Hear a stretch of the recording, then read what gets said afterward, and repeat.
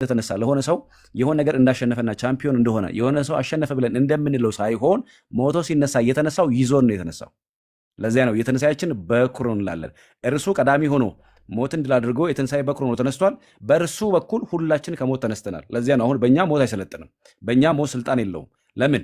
የትንሣኤያችን በኩር የሆነው ክርስቶስ ኢየሱስ ሞትን ድል አድርጎት ሞትን አሸንፎ ተነስቷል። ከክርስቶስ ኢየሱስ የተነሳ እኔና እናንተም ወይም ደግሞ ሁላችን በእርሱ ያመንን ትንሣኤ ያለን ማለት ነው። ሞተን በስብሰን የምንቀር ሳንሆን ትንሣኤ ያለን እንድንሆን አደረገን። ስለዚህ ተነስቷል። ትንሣኤው ናፍቆታችን ነው። ትንሣኤው የሁል ጊዜ ስብከታችን ነው። እንግዲህ ምናልባት ደግሞ በትላንትና ሁለት ዳግም ትንሣኤ ብለን ያከበርነው ቶማስ ላይ ሁለት ነገር ማየት ይቻላል። የመጀመሪያው ቶማስ ምን አለ? ሐዋርያት ጌታ እኮ ተነስቷል፣ ኢየሱስ እኮ ተነስቷል፣ ኢየሱስን አየነው አሉት።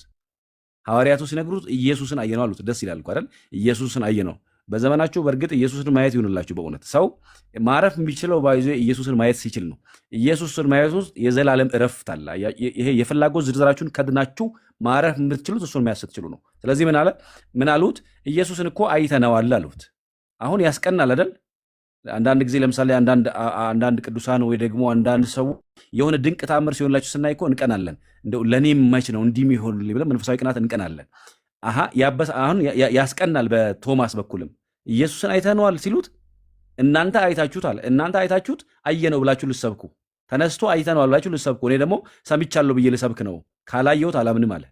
ደስ ቢል ቅናት ነው። በቃ ላየው እፈልጋለሁ ነው። እኛም አሁን እኮ ጌታ ሆይ ላይ እፈልጋለሁ፣ በክብር ላይ እፈልጋለሁ፣ ክብርህን አይቼ እንድጠግብ እፈልጋለሁ። ዳዊት እንዳለ ይሄ እኔ ግን ክብርህን ሳይ እጠግባለሁ እንዳለ ክብርህን ላይ እፈልጋለሁ። ልክ እንደነ ፊልጶስና ናትናኤል፣ እነዚያም ደግሞ የግሪክ ሰዎች ዮሐንስ ወንጌል ምዕራፍ 12 ላይ ነው። የግሪክ ሰዎች ፊልጶስን መጥተው ጌታ ሆይ የናዝሬቱ ኢየሱስን ልናየው እንወዳለን እንዳሉት፣ በቃ ላይ እወዳለሁ ጌታ ሆይ እናንተ አይታችሁታል፣ እኔም ላይ እወዳለሁ። ስለዚያ እኮ ነው ባይዞ አንዱ ሐሳብ የቶማስ ጥርጣሬ ብቻ እኮ አይደለም። ጥርጣሬው እንዳለ ነው፣ ልክ ነው። ግን ማየት መናፍቅም ነው የተነሳውን።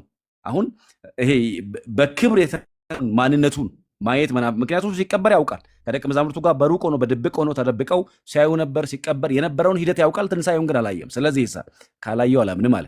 ምክንያቱ አይቶ መስበክም ስለሚፈልግ ነው። እና ይሄ በልባችን እንዲነሳልን ክርስቶስ ኢየሱስ በልባችን ትንሣኤን እንዲያደርግልን ቅዱሱ መንፈስ ይርዳን። እና ላየው እፈልጋለሁ አለ። እናንተ አይታችሁታል፣ እኔም ላየው እፈልጋለሁ አለ። ስለዚህ ዛሬም ክርስቲያን መቅናት ያለበት በእንደዚህ አይነት ጉዳይ ነው። እግዚአብሔር ሆይ ሌሎች ክብርህን አይተው ለክብርህ ቀንተው ያገለግሉሃል። ለክብርህ ቀንተው ሁሉን ይተውልሃል። ለክብርህ ቀንተው ይሄ ዓለም ምንም ሳይሆን ይቀራል። ወይ ደግሞ ይሄንን ዓለም ንቀውት ሁሉን ጥለውት ለአንተ ክብር ሁሉን ይተዋሉ። ጌታ ሆይ ክብርህን አይቼ እንድከተልህ፣ ክብርህን አይቼ እንዳከብርህ፣ እንደ ቅዱሳን እንድሆን ተገለጥልኝ። መንፈሳዊ ፉክክር መያዝ ይቻላል ከእግዚአብሔር ጋር። እባክህን በቃ ላይ እፈልጋለሁ፣ ላይ እናፍቃለሁ የሚልና በኩል ያየነው ያንን ነው። ቀጥሎም እንግዲህ ጌታ ደግሞ ይሄ በጎ የሆነውን መሻት መልካም የሆነውን መሻት የሚፈጽም የሚመልስ አምላክ ስለሆነ ተገለጠለት። ዳግመኛ በዝግ ቤት ሳሉ እንግዲህ ደጃፍ ክፈቱልኝ ሳይል፣ ልክ መቃብር ክፈቱልኝ ድንጋይ አንከባሉልኝ ሳይል በኃይልና በስልጣን ከሙታን መካከል እንደተነሳ እንደዚያ በዝግ ቤት ደግሞ በር ክፈቱ ሳይል መዝጊያን ሳያንኳኳ በዝግ ቤት ሳሉ ገባ። ይሄ የተነሳ በከበረው ማንነት ወይም በከበረው አካል በዝግ ቤት ዳግመኛ ገብቶ ሰላም ለእናንተ ይሁን አለ። ከትንሣኤው በኋላ ትልቁ ንግግር ለክርስቶስ ለደቀ መዛሙርቱ በትንሣኤውም ከትንሣኤውም በኋላ ሰላም ለእናንተ ይሁን ነው። ለምን ከተባለ አሁን እንደሚጨነቁ ያውቃል። ሲሄድ እሱ ወደ ሰማይ ሲያርግ ዓለም እንደምታስጨንቃቸው ያውቃል። እንደሚበጠበጡ እንደሚከብዳቸው ያውቃል። ግን ሰላሜን እተውላቸዋለሁ እና ሰላም ለእናንተ ይሁን። ዛሬም ባይዞ ሰላማችን እርሱ ነው። ዓለም ላይ ነገስታት ሰላም ሊሰጡ አይችሉም። ኃያላን ሰላም ሊሰጡ አይችሉም። ጠቢባን ሰላም ሊሰጡ አይችሉም። ሊሰጥ አይችልም። ገንዘብ ሰላም ሊሰጥ አይችልም። የትኛውም ነገር ሰላም ሊሰጥ አይችልም። እውነተኛ ሰላም በጫጫታ ውስጥም በግርግር ዓለም ውስጥም እረፍት ያለው በክርስቶስ ኢየሱስ በማመን በኩል ነው። በእውነት ሰላሙ በልባችን ይፍሰስልን። በቃ እርሱን ለዚያ እኮ ነው ሐዋርያት ተደብድበው የሐዋርያት ሥራ ምዕራፍ 16 ታስታውሳላችሁ። ጳውሎስና ሲላስ ተደብድበው ደም በደም ሆነው ገበያ ሙሉ እኮ ነው የደበደባቸው። በቃ ገበያ ሙሉ በደቦ ነው የደበደባቸው። ደግሞ እስር ቤት ውስጥ ቪአይፒ ክፍል ነው የታሰሩት። እጅና እግራቸው በሰንሰለትና በእግር ብረት ነው የታሰረው። እንደሱ ታስረው ሌላ እስረኛ እረፍት ሲወስድ ደማቸውን አልጠረጉም፣ አይናቸውን አላሹም። ምንም ነው ፍንጭ ያላገኙት፣ ምንም እረፍት ነው ያላገኙት። አይገርምም? ግን እነሱ ስለ መድማታቸው መረጃው የላቸው። ጉዳያቸው አይደለም መድማታቸው። ይሄ እግራቸው መሰበር ወይም ማበጡም ጉዳያቸው አይደለም እና ይዘምራሉ። ምክንያቱስ ሰላሙ በልባቸው ላይ ስለፈሰላቸው ነው። አንዴ ወደ ሰማይ ገብቷል ልባቸው እና ለዚያ ነው ባይዞ በቅዳሴያችን መሃል ላይ በሰማይ ያለው ልብክሙ ልባችሁ በሰማይ ይሁን በየመሃሉ ዲያቆኑ ተንስኡ ለጸሎት ይላል። ልባችሁ ይነሳ አይደል? በመቼም በአካል መቀመጥ አይደለም እና ስለዚህ ያ ሰላም በጫጫታ ውስጥም በግርግር ዓለም ውስጥም በረብሻ ዓለም ውስጥም በሁካታ ዓለም ውስጥም የሚያሳርፍ እውነተኛ ሰላም ነው። ስለዚህ ሰላም ለእናንተ ይሁንላችሁ። ለዚያ ነው ሰላም ለኩልክሙ ይላል ካህኑ በክርስቶስ አምሳል። ሰላም ለሁላችሁ ነው። ሰው ሰላም ካለው ሰው ሰላም ከበዛለት ሰላም ከሆነ በቃ ሁሉ ነገር አለው። ስለዚህ ሰላም ለእናንተ ይሁን አለ። እንግዲህ በዚያ መካከል ደግሞ እንግዲህ ቶማስ ነበረ። ቶማስንም እጅህን አምጣ አለው። እጄን ካላስገባው ችንካሩን በጎኑ ጣቴን ካላስገባው ችንካሩን በጣቱ ያለውን ችንካር በእጄ ካልዳሰስኩ አላምንም ስላለ ና እጆችህን አምጣ እጆቼን እይ፣ በተወጋው ጎንም ደግሞ ጣትህን አግባ ደግሞ እጅህን አግባ አለው። ቶማስም ነካው፣ ዳሰሰው፣ ጌታዬ አምላኬ ብሎ መሰከረ። መሻት አለ፣ መፈለግ አለ፣ ላዩ ፈልጋለሁ አለ። አየው፣ ክብሩን ገለጠለት፣ ክብሩን አየ። ለካ ይሄንን ጌታ ነው ላየው የተጠራጠርኩት የናፈቅኩትም ደግሞ አለ። ስለዚህ ጌታዬ አምላኬ ብሎ መሰከረ። ያመንክ እንጂ ያላመንክ አትሁን አለው። እኛም ዛሬ ያመንን ልሆን ይገባል። በብርቱ ያመንን በክርስቶስ ባለው ጉዳይ ላይ ይሄ ወደ ግራ ወደ ቀኝ ምናመቻምች ልንሆን አይገባም። ያመንን ነው ልሆን። አንዳንድ ሰው 50-50 ነው። ዓለም ጋር 50-50 ነው። ዓለም ጋር 50 አለው፣ እዚህም ክርስቶስ ጋር 50 አለው። ክርስቶስን በፍጹም ልባችሁ እመኑት። ይሄ በቃ ማረፍ እንዲሆንላችሁ ከፈለጋችሁ ማርያምን እላችኋለሁ፣ በድቅድቅ ጨለማ ውስጥ ብርሃን እንዲታያችሁ ከናፈቃችሁ ክርስቶስን በፍጹም ልባችሁ እመኑት። በፍጹም ልባችሁ፣ በፍጹም ነፍሳችሁ፣ በፍጹም ሐሳባችሁ ከረገጣችሁት መሬት በላይ ክርስቶስን እመኑት። ከዘመዶቻችሁ በላይ ከእናታችሁ እቅፍ በላይ ክርስቶስን ተማመኑት። እርሱ ሲሆን ምንም ሳይኖራችሁ ሰላም አላችሁ። ምንም ቢጎድል እናንተ በሰላም ትሰማራላችሁ ከተባለ ሰማይና ምድርን በእጆቹ በመዳፉ የያዘውን ጌታ ነው የያዛችሁት። ምን ያስጨንቃችኋል? ለዚያ ነው በነገራችን ላይ በቅዳሴ መካከል ላይ ካህኑ ህብስቱን በእጆቹ ሲይዝ በዚያው ቅጽበት ዓለምን በሙሉ በመዳፉ ይዛል ይላል ቅዳሴ መተርጉማን እንደሱ ይላሉ። ለምን? እርሱ ዓለምን ሁሉ በመዳፉ የያዘ ጌታ ስለሆነ ማለት ነው። እና ማመን ይሄ ያለ ጥርጣሬ። ለዚያ ነው አባቶች እስመ ንፉቅ እምጸጋ እግዚአብሔር ሩቅ ይላሉ። ተጠራጣሪ ከእግዚአብሔር ጸጋ የጎደለ ወይም የራቀ ነው ይላሉ። እና ከጸጋ እግዚአብሔር እንዳንጎድል እንዳንርቅ እንደሱ ማመን። ቶማስም የመጨረሻው ምስክርነቱ ጌታዬ አምላኬ የሚል ነው። እኛም ከዚህ በኋላ ባለው ሙሉ ህይወታችን ጌታዬና አምላኬ እያልነው በፍጹም ልባችን ልንታመንበት ልንደገፍበት ከፍ ከፍ ልናደርጉ እሱ ወዳለበት ወደ ሰማይ እንድንገባ በእርሱ የምንደገፍበት ነው። የሰባኪ ነገር ሆኖ ክቡርዬ ይቅር በሉኝ። ኢየሱስ ክርስቶስ ድል አድርጎ መነሳቱን ተመልክታለች። ጌታችን መራችን ኢየሱስ ክርስቶስም እንዳትነኪኝ ብሏል። ያ ያለበት ሚስጥር በኋላ ላይ የምናየው ይሆናል። ግን ሄዳ ለደቀ መዛሙርቱ ሄዳ ለወንድሞቹ ትነግር ዘንድ ይህንን የምስራች ታበስር ዘንድ ጌታችን መድኃኒታችን ኢየሱስ ክርስቶስ ተናግሯል። ከዛ በኋላ በሳምንቱ በተዘጋ በር ደቀ መዛሙርቱ ሐዋርያት ባሉበት ጌታችን መድኃኒታችን ኢየሱስ ክርስቶስ የተዘጋውን በር ክፈቱልኝ ሳይል በመካከላቸው ተገኝቷል። ለምንድን ነው በፍርሃት የነበሩት ብንል አይሁዳውያን፣ ሮማውያን በቤተክርስቲያን ላይ በክርስቲያኖች ላይ በዚያ መንገድ ይመላለሱ በነበሩ ክርስቲያኖች አስቀድማችሁ እንደምታውቁት በሐዋርያት ሥራ ምዕራፍ 11 ቁጥር 26 ላይ ነው ክርስቲያን የሚለውን ስም የምናገኘው። ከዛ በፊት ክርስቲያን ተብሎ አይጠሩ፣ የዚያ መንገድ ሰዎች ተብሎ ነው የሚጠሩት፣ ወይም ደቀ መዝሙር ተብሎ ነው የሚጠሩት። ኦኬ። ስለዚህ የክርስቶስ ኢየሱስ ተከታዮች ላይ እጅ ይጭኑ ነበረ፣ መከራ ይጭኑባቸው ነበረ።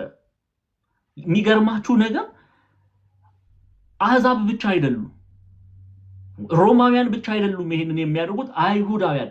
በነገራችን ላይ በአይሁዳውያንና በሮማውያን መካከል በጣም ትልቅ ስፋት ልዩነት አለ። ግን ክርስቲያኖች ላይ እጅ ለመጫን ህብረት ሲያደርጉ ትመለከታላችሁ። አንድ አይሁዳዊ እኮ በአንድ ጠረጴዛ ከአሕዛብ ጋር፣ ከሮማዊ ጋር፣ ከግሪክ ሰዎች ጋር በይሁዲነት ውስጥ ያላለፉትን ነው እያነሳው ያለሁት። ከነርሱ ጋር ቁጭ ብሎ ማዕድ አይካፈልም። ከአጋንንት ጋር ማዕድ እንደመካፈል ነው የሚቆጥረው። this further ሄዶ ማለት ነው። ግን ቤተክርስቲያን ላይ ሐዋርያት ላይ እጅ ለመጫን ህብረት ሲያደርጉ ታያላችሁ። በነገራችን ላይ በቅዱስ ጳውሎስ ሐዋርያዊ ጉዞም ይሄንን በደንብ አድርገን ግልጽ አድርገን አይተናል። ሐዋርያት ሥራን መጽሐፍ ባጠናንበት አውድ ማለት ነው። አይሁዳውያንና አህዛብ ህብረት ሲያደርጉ እንመለከታለን። ምን ለማድረግ? ሐዋርያት ላይ እጅ ለመጫን፣ ደቀ መዛሙርት ላይ እጅ ለመጫን። ጌታችን መድኃኒታችን በኢየሱስ ክርስቶስ እነሱ በተዘጋ በር ውስጥ በፍርሃት ሳሉ ሰላም ብሎ በሩን ክፈቱልኝ ሳይል ጌታችን መድኃኒታችን ኢየሱስ ክርስቶስ ተገለጠ። ትንሣኤው አማናዊ እንደሆነ ገለጠላቸው። ምክንያቱም ሐዋርያት በነገራችን ላይ በትንሣኤ ያገኘነው ጸጋ ሃይማኖታችን እምነት ሃይማኖት ኦኬ እውነተኛነቱ ነው የተረጋገጠው። ይሄንን ነው ሐዋርያው ቅዱስ ጳውሎስ በቆሮንቶስ መልእክቱ ምዕራፍ 15 ላይ የሚነግረን። ክርስቶስ ኢየሱስ ትንሣኤን ስለሰጠን የሐዋርያት ስብከታቸው አማናዊነቱ ተረጋግጧል። ሰሜን ሄደው ቢሰብኩ፣ ደቡብ ሄደው ቢሰብኩ፣ ምዕራብ ሄደው ቢሰብኩ፣ ምስራቅ ሄደው ቢሰብኩ ክርስቶስ መነሳቱ የሚናገሩት ቃል አማናዊ መሆኑን ነው የሚነግረን። በትንሣኤው ደግሞ ሌላው ምንድነው ያገኘነው? እኛ ራሳችን ቅድመ ወንድማችን መምህራችን ብሬን እንዳለ እንደምንነሳ እርሱ በታላቅ ኃይልና ስልጣን አይደለ? በታላቅ ኃይልና ስልጣኑም ኃይሉም የእርሱ ነው። በአባቱ ፈቃድ፣ በራሱ ፈቃድ፣ በመንፈስ ቅዱስ ፈቃድ ሞትን ድል አድርጎ ተነስቷል። እኛ ደግሞ በእርሱ አማናዊ እምነት ያለን በእውነት የምናምን ቅድም ብሬ እንዳለው ደስ በሚል መልኩ ነው የገለጠው። 50 እምነት ያላቸው ሰዎች አሉ እዛም እዚህም ዓለምም መንፈሳዊ ቦታ መርገጥ የሚፈልጉ። ሁለት እግር አለኝ ተብሎ ሁለት ቦታ መሆን አይቻልም። አማናዊ እምነት በክርስቶስ ኢየሱስ ያላቸው ትንሣኤን ያያሉ፣ በከበረ ስጋ ይገለጣሉ። በማን ኃይል ግን? በክርስቶስ ኢየሱስ ኃይል፣ በእግዚአብሔር ኃይል። ትንሣኤው የሰጠን ያረጋገጠልን አንዱ እውነት ይሄ ነው። ሌላው ክርስቶስ ተንሥአ እሙታን በአብይ ኃይል ወስልጣን ካልን በኋላ አሰሮ ለሰይጣን እንላለን። ሰይጣንን ምን አለው? አሰረው። ሰይጣንን አሰረው ስንል ኢትዮጵያን ሊቃውንት እንደሚያስተምሩት በቀድሞ አሰራሩ እንዳይሰለጥን ከለከለው፣ ገደበው። የታሰረው ለኛ ነው፣ ለኔና ለናንተ። ግን ይሄ ታሰረ ክርስቶስ ሰይጣንን አሰረው ስንል እኛ ወደ ሰይጣን ብንሄድ አይጎዳንም ማለት አይደለም፣ ይጎዳናል። በታሰረ አንበሳ ይሄንን በባለፈው ሳምንት በሰፊው አይተናል። ኦኬ፣ በሰፊው ተምረናል። ስለዚህ ሰይጣን ዲያብሎስ ምን አለ? ታሰረ። ይሄንን የምስራች በተዘጋ በር ውስጥ ገብቶ ገለጠላቸው። ትንሣኤውን ገለጠላቸው። ትንሣኤውን አሳያቸው። አማናዊ መሆኑን ገለጠላቸው። ይሄን ካዩ በኋላ አሁን ዳግመ ትንሣኤ የሚለው እዚህ ጋር ነው የሚመጣው። በደንብ ስሙ። ለሐዋርያት ከተገለጠ በኋላ ዲዲሞስ የሚሉት ቶማስ ይሄንን ትንሣኤ አላየም ነበር።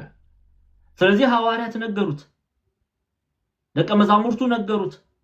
ጌታ እኮ ሞትን ድል አድርጎ ተነስቷል አየነው ብለው ለማን ነገሩት? ዲዲሞስ ለሚባለው ቶማስ። ቁጥሩ ከ12ቱ ሐዋርያት ነው የሚቆጠረው። ኦኬ፣ ዮሐንስ ወንጌል ምዕራፍ 20 ላይ እናያለን።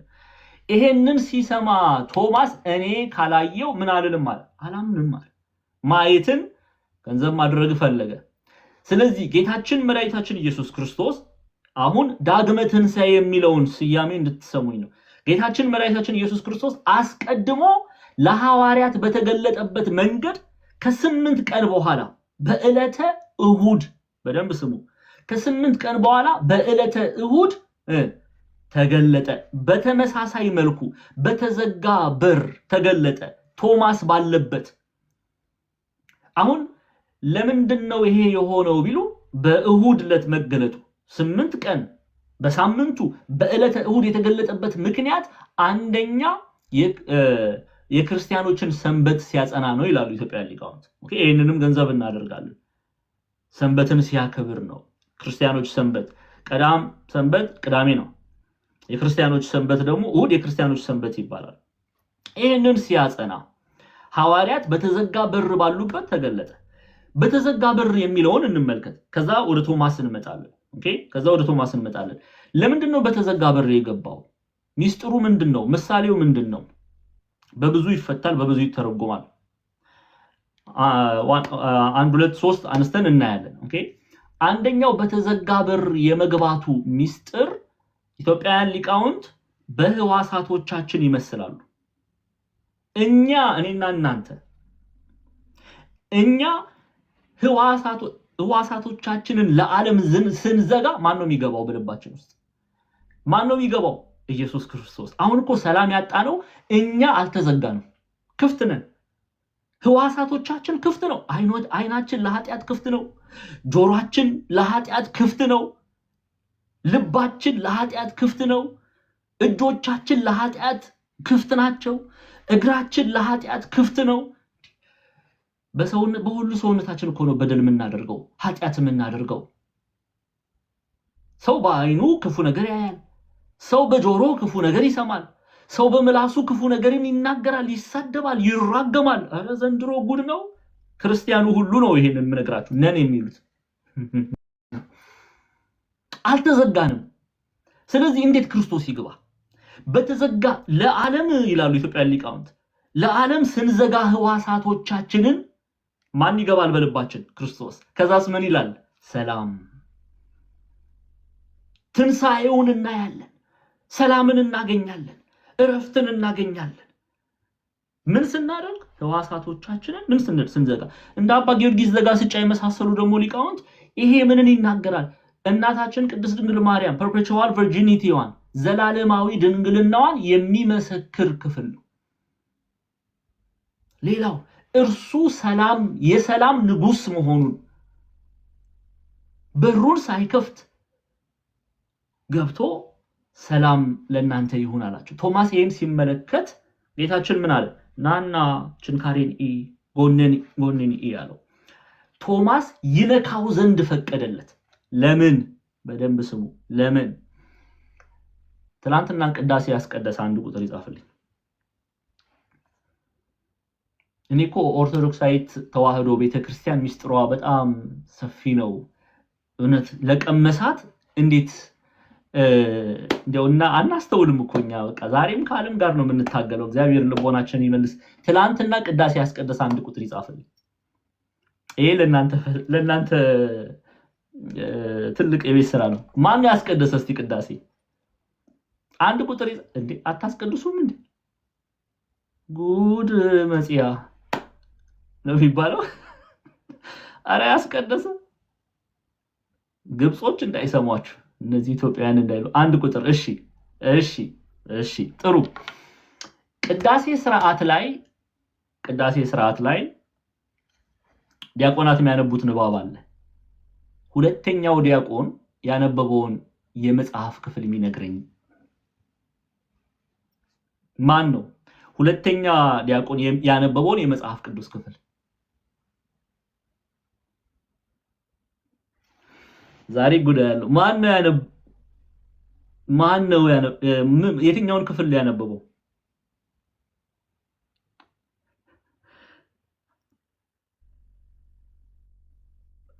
አላስተዋላችሁ ማለት ዝም ብላችሁ ነው ቅዳሴ የምትሄዱት።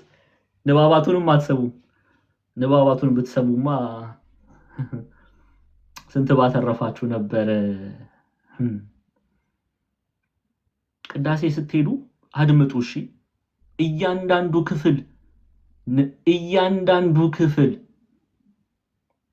እያንዳንዱ በዳግመ ትንሣኤ የሚነበበው በሁሉም ዕለታት የሚነበቡ ሚስጥር አላቸው። ፕሊስ አድምጡ። ዝም ብላችሁ እንደው አንዳንዱ ይተኛል ቅዳሴ ስራ ላይ። አድምጡ። እያንዳንዱ የቤተክርስቲያን ድምፅ ምንድነው የሚለውን አድምጡ። በዳግመ ትንሣኤ የሚነበበው ሁለተኛው ዲያቆን የሚያነበው ኦኬ ያነበበው በዳግመ ትንሣኤ አይደለም። የዮሐንስ መልእክትን የተነበበ የዮሐንስ መልእክት አንደኛ ዮሐንስ ምዕራፍ 1 ከቁጥር 1 ጀምሮ ምንድነው ያለው ቅዱስ ዮሐንስ? እስቲ አብረን እንመልከተው። አንደኛ ዮሐንስ መልእክት ምዕራፍ 1 ከቁጥር 1 ጀምራችሁ ስሙ። ስለ ሕይወት ቃል ከመጀመሪያ የነበረው የሰማችሁ ነው ጎበዞች፣ በደንብ ስሙ። ቅዱስ ዮሐንስ ነው ይሄንን የሚናገረው። ቅዱስ ዮሐንስ በኤፌሶን ምዕራባዊ ቱርክ ላለችዋ ቤተክርስቲያን ነው እየተናገረ ያለው። እነዚህ ሰዎች ከአርጤምስ አገዛዝ ነው ነፃ ወጥተው ወደ ክርስቶስን የተመለከቱት። ቅዱስ ዮሐንስ ወንጌልን ሰብኳቸው፣ ወንጌልን አስተምሯቸው፣ እይታቸውን ከአርጤምስ ወዴት አመጣ? ወደ ኢየሱስ ክርስቶስ አመጣ። ይሄን ካደረገ በኋላ ምን እንደሚላቸው ስሙ። እንዲያው ቤተክርስቲያን እንደ ወንጌል አታውቅም የምትሉ ሰዎች አንዳንዶች እንደው ብትሰሙ ጥሩ ነበር፣ እንደው ሪኮርድ ብታረጉላቸው። ስሙ። ስለ ሕይወት ቃል ከመጀመሪያ የነበረውንና የሰማነውን በዓይኖቻችንም የተመለከትነውንም ከዛስ እጆቻችን የዳሰሱትን እናወራለን ይላል ቁጥር 1 ላይ ምዕራፍ 1 ቁጥር 1 እናንተ ፍጻሜውን አንብቡት። ምን እናወራላችኋለን አለ ቅዱስ ዮሐንስ ስለ ክርስቶስ ሲናገር ሐዋርያትን ወክሎ። ሐዋርያት ያየነውን የሰማነውን ስለ ሕይወት ቃል የሚለው ስለ ኢየሱስ ክርስቶስ ነው፣ ስለ ወንጌል። ስለ ሕይወት ቃል ከመጀመሪያ የነበረውንና የሰማነውን ቁጭ ብለው ተምረዋል። ሐዋርያት በክርስቶስ ኢየሱስ ስር ቁጭ ብለው ወንጌልን ተምረዋል፣ ሰምተዋል። የሰሙትን ነው ያወሩት። ከማን የሰሙትን? ከጌታችን ከመድኃኒታችን ከኢየሱስ ክርስቶስ የሰሙትን። ከዛ አስቀጠለና ምን አለ? በዓይኖቻችን ያየነውን ክርስቶስን አይተውታል። እነዚህ ዓይኖች የሐዋርያት ዓይኖች እንዴት የታደሉ ናቸው! እንዴት ክርስቶስን ጆሮቻቸው እንዴት የታደሉ ናቸው! ወንጌል ሰምተዋል። ዓይኖቻቸው እንዴት የታደሉ ናቸው! ክርስቶስን ምን ብለዋል? አይተውታል። እሺ ከዛስ ምን አለ ቅዱስ ዮሐንስ? ስሙ። በዓይኖቻችን ያየነውን ካለ በኋላ የተመለከትነውንም እጆቻችን የዳሰሱትን ሐዋርያት ዳሰውታል እናወራላችኋለን አለ።